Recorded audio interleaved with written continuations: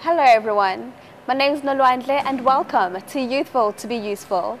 On today's episode, we are joined by Richard Buthelezi, who comes from Ulundi in South Africa. He is a young entrepreneur whose story is one worth sharing because of his humbling beginnings. Hello Richard. Hello my sister, how are you? I'm okay, and thank you so much for joining us today on Youthful to be Useful. Wow, you are welcome. Thank you for having me. All right, tell us just a bit about yourself. Who is Richard Buthelezi? Okay. Firstly, I would say Richard Buthelezi is a boy from Ulundi, north of KZN in South Africa. I would say when you ask about Richard, Richard is a boy that received mercy from God. What do I mean about that? I'm coming from Ulundi. Yeah. I left home 2006. At the end of 2006, came to Durban, looked for opportunities. From that time, I received a learnership from one of the Academy of Performing Arts here in Durban. So the academy was paying for school, but I have to take care of myself in terms of housing, everything else. Okay. So that's how I came to Durban. Okay, so what actually made you leave Ulundi and come all the way to Durban? Okay, firstly, I'd love to go back a little bit. All right. At the age of 15 years, I lost my parents. My mom passed away when I was 15 years, and my father followed 5 years later.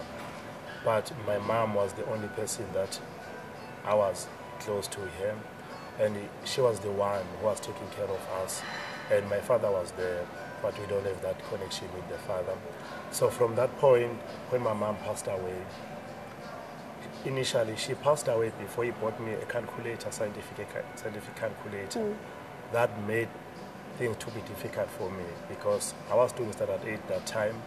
I was doing mathematics and physical science. So those two subjects needed a scientific calculator. There was nobody who would buy me scientific calculator.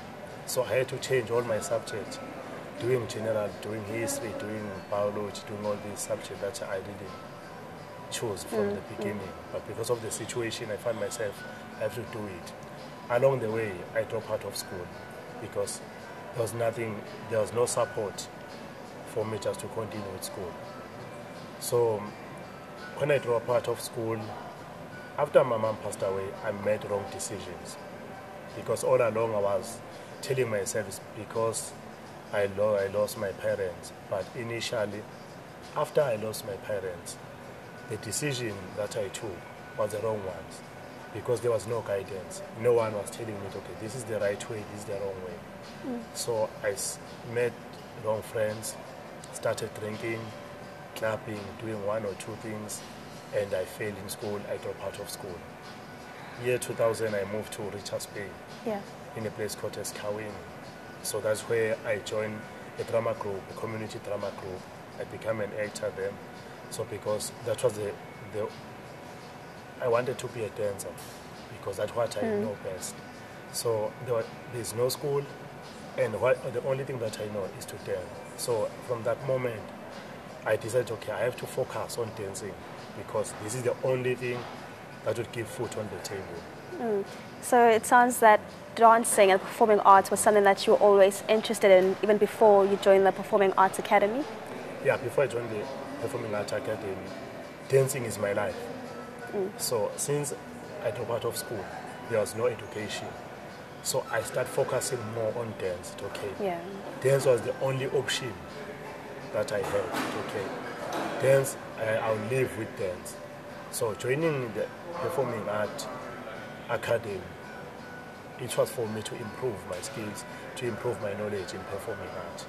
So I came to Durban to join Academy, one of the Academy, Performing Arts Academy. Yeah. When I came to Durban, I had no money. I had only 300 rand.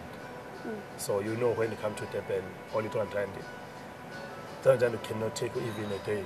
Yes. So I had lucky, one of the guys that were in school together, he accommodated me because I told him that, okay, no, I'm still looking for a flat.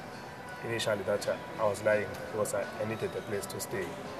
2 months later, I have to move out. When I had to move out, I don't have a place. I started looking for a job. I couldn't find any job because if you are not educated, even in matric, no certificate. I only have a birth certificate only. So I found myself on the street, having no place to stay. I was forced to live on the street. Okay. I want to go back home, but going back home, it won't fulfill my dream because I know if I go back home, that will be the end of me. I was hoping, okay, maybe things would get better. For things to get better, nothing was coming all right. And I found myself on the street, 24/7, living on the So street. you were still at the performing arts school, but Yes. staying on the streets. So is that so? Once I moved, the time I moved out of my friend's house, Yeah. I continued 1 month on school. Okay. I drop out. Even in performing arts academy, I drop out. Yeah. So when I was on the street, I was already out of school. So trying to live on the street. So I was out of school already. So somehow the pressure of being on the streets, not having accommodation, was what affected you, not being able to continue with your studies. With my studies. So from that point, I was living on the street. You cannot go to school because you don't even have a place to bath. Yeah. The stomach is empty. So that was the problem that I was facing when I was on the street. So during that time period, what did you do to get by from day to day? Oh, the day-to-day of the life in the street. One, you move around, making sure you find something to eat, steal, do 1 or 2 things, pickpocketing, those are the key things that to make you make you to survive. Stealing 1 or 2 things, going to doing shoplifting. Those are the kind of things that, okay, if you find yourself doing it, making to survive, finding something to eat at the end of the day. Up until we heard about the organization that is taking care of the poor, which is Timomotoso Global Outreach. So we heard, okay, one guy that was staying in the street, he told us, okay, guys, there's an organization that side that is taking care of the poor. So we find the time when people, they go and eat. So that's where I came to Timomotoso. Came for food because we are living on the street. We know, okay, when we join this organization, we'll get food before we go to sleep. Wow. So it's quite evident that you're no longer living on the streets and it seems that your story has completely changed. You know, how did it all happen? How did the change come about? Okay, firstly, when we came to Timomotoso Global Outreach, we came in age, and my father in the Lord, Timomotoso, he called the youth, encouraging the youth, okay, if there is a young person here, you must come and join the choir. You have to do something and do something about your life. So the choir was singing so nice, and the music was on top. So we watched the choir. When our father came to the choir, it's not about singing only. Yeah. So when he came to the choir, the first day, that is the day that I cannot forget. He came to the choir practice. I was there with the guys. I thank God for the guys in Timomotoso Global Outreach, because when you're living on the street, you come to the rehearsals with people who are coming from their homes. And 1, I was smelling. 2, I was dirty. But nobody has said anything. They were taught with how to hang with people like us. So that's where I saw when I came to them. So during the choir practice, men of God came. So when he came, everybody was rushing to him. Because when he came, rushing to him, greeting us, hug us one by one. I was in the queue going to greet him. Yeah. I remember that I'm dirty and I'm smelling. This man is wearing a white suit. So I know when I come close to him, when he hugged me, somehow he'll get dirty. My stains that was in my clothes would be on him. So at that moment I stood I wanted to go back. It was like he was reading my mind. He just called me, no, hey, come here, my friend. Yeah. I came to him, he hugged me. He told me that he loved me. So from that point, firstly, I was 27 years old. Yes. That was the first time I get a hug from a father figure. Mm. That was the first time I heard someone tell me that he loved me as a father.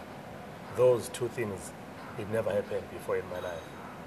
So from that moment, he told me that he hugged me and he told me that he loved me. And hearing those such words from a father figure, that was the first time.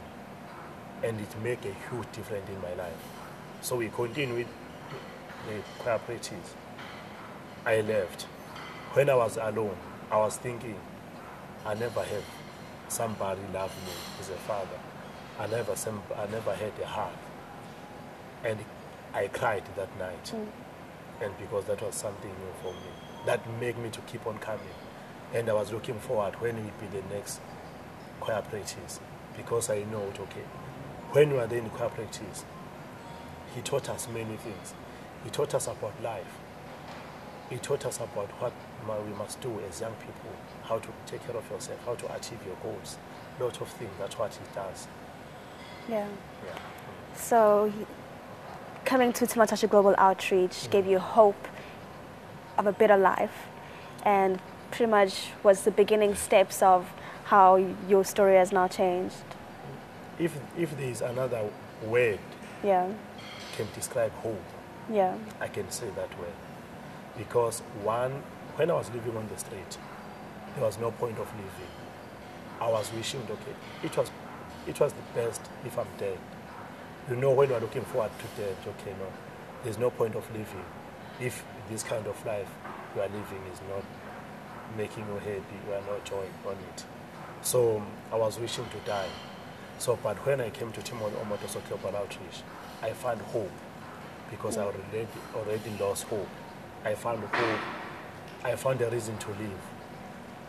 So from that point, having him around now and again, because he spent most of his time with young people. So he spent most of the time with us, teaching us music. You enjoy to be in his presence. You enjoy to be in the rehearsals. You enjoy to be around him. So normally, you don't like if you come at the end of the rehearsals, because you know, now I have to go. But being around him, it's so cool. Okay, so tell us now what it is that you are doing. You know that you're a young entrepreneur. What is it exactly that you are doing? One, as I mentioned before, that my interest is in performing art. Yes.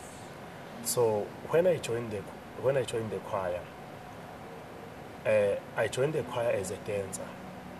So my father in the Timon-Omotoso, he told me, okay, I have to start a dance group, because we are doing a traditional Zulu music. We need a dance. So I created a dance group. I was dancing in the choir as a dancer. So from that point, 2010, toward the end of 2010, man of God, he called us. Oh, we came for service. Yeah, we came for service that day. And then he told us, okay, we have to go and pray. But that day was different. He said, okay, as you are going to prayer, take a pen and a paper. And in your prayers, ask God to give you ideas to prosper. So I did as he instructed us. So I asked God. God gave me ideas to prosper. And that way, God gave me two ideas. One, God gave me an idea that I have to start a program that will help other young people, because many young people, they're in a situation that I was in. Yeah. And to take these teachings that I learned from Timon-Omotoso and teach other young people. Secondly, that I have to start a project, a dance project, called a dance project, a team of a dance project. So from that moment, I registered a company. I've got my own company, Wisdom Production. I registered a company, I'm running it now. It's a successful, succeeding by the grace of God. Secondly, I started this program for teaching young people. The teaching that I learned from our Father in the Lord, I'm going to schools and teaching people. I'm becoming a life coach. That's what I'm doing now. So just take us through a day with Richard on a regular basis. What is it that exactly, as a young businessman and as a young, coach, so to speak, a life coach, Yeah, a life coach. take us through your day. Okay. My day goes like this. One, I start a day. During the day, I visit schools, and normally I have someone who's assisting me in business, who's in my marketing in business, who market the business. What I do, only I receive calls, okay, if we need a group to perform this side, we need a group to perform this side. So I've got performing team, dance team, and there's another team that I'm mentoring, the dance team. So I receive calls and provide entertainment, people who need entertainment. So, but most of the time, I move to communities, I move to school and do life coaching, one-on-one, group sessions. So these are the things that I'm doing at the moment. My father in the Lord of Timamatosh usually says that, there is blessing in movements. So it's quite evident that you're moving from Ulundi and coming to Durban. Your life has completely changed, and, it's evident that you're now completely being blessed. Yeah, what he said is true. It's evident in my life. Yeah. Because I never moved from Ulundi to Durban only. Since I came to Timamatosh Global Outreach, 2007, August, till this date, I've been in overseas 4 times. Wow. I've been overseas 4 times. I've been in Northern Ireland. I've been in Sweden. I've been in Norway. I've been in Switzerland. So these 4 countries, that's where 2 of these countries, I got a tour under my company, so that we get a chance to go and perform in overseas. So coming to Timamatosh Global Outreach, it's a blessing to me, a huge blessing. It's a breakthrough. Yeah. Because from that time, one of the things that I learned from my Father in the Lord that changed my life in his teachings, there are 2 things that I learned from him, and I understood it very well, and I put it into practice, and it worked for me. That take me to this point. One, the first time he told me, son, there was nothing wrong with you as you are living on the street, and there is nothing wrong with you even now. What is wrong with you is that God is not with you. And he advised me, don't look for job, because job cannot solve your problem. Look for God. From that time, I didn't understand it, because one, I have to move out of the street, but he's telling me not move out. Don't look for the job, yeah. Don't look for the job, yeah. but look for God. He said, okay, follow my teachings. I guarantee you, if you follow my teachings, you will see that God that I'm showing you. And I follow his teachings. And one day, he gave me a method. Okay, do you want to prosper? I said, yes. Okay, I want to give you a formula. He gave me a formula to succeed in business. That formula is ask, A-S-K. So that's how I achieved my business. One said, okay, you ask, you seek, you knock. So this formula, I followed it when I started my business. One, I did that I have to start my business. One, I did my research. I found out, okay, I need to have 16,000 from registering my business, doing my website, and branding my business. It was going to cost me 16,000. Yeah. But I can tell you today, I didn't even put a cent from my pocket. Really? When I follow this formula that he gave me, okay, I pray to God, God, this is what I want. I go and seek the opportunities. I find the opportunities. I knock, they open for me. So I got the money, I got everything. My business is registered, my business is well branded, my business is on his website. That is one of the teachings that I learned from him, the formula that he gave me. I put into practice, it worked for me. Wow. These are the things that I'm teaching other young people to, okay, no. This is what I learned from my father in the Lord. If you are in business, this is the formula that he gave me. To follow this formula, you will succeed. It's helping other young people that time. So that's one, and one, receiving Jesus, that was the breakthrough, a great breakthrough in my life, because he told me, one thing you need to have Jesus. If you have Jesus, you've got everything that you are looking for. Because Jesus said, I'm the way, the truth, and the life. So when you're talking about life, you're talking about Jesus Christ. And he said, I'm the way. So everything that I want to do, I have to talk to him, because he is the way. So I cannot go without him. Yes. So, and my father in his teachings, you know it, okay, no. The role of Jesus Christ in your life, the role of him for having him as a father, for having him as a friend, he's manifested himself to me up until this moment. Wow. Thank you so much for sharing, from the beginning, how it all started till now, how your life has completely changed. And I know that there are some other youth who are watching the show who, maybe going through some similar things. Are there any words of encouragement that you'd like to leave them with?